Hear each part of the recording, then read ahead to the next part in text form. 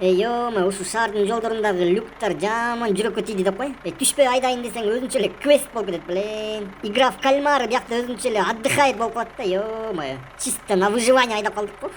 Башка жакта вроде мындай люктар жол менен жол болуп эле теп-тегиз эле жатат, блин. Биздики эле либо чуңкур болуп ылдый түшүп кеткен, либо аркай өйдө чыгып калган да, ё-моё. Ой, дөңгөлөк түшүп кетсе жүрөктүн зыркыраганын айтпай эле кой, блин.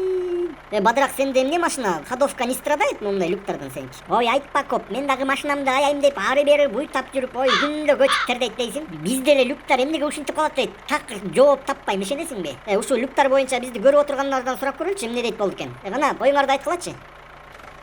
О, Бадырак, бул жакта сенин рекламаң илинип турат го, я. Ооба коп, сен биз жөнүндө кеп салгандан бери итибиз чөптөй баштабадыбы?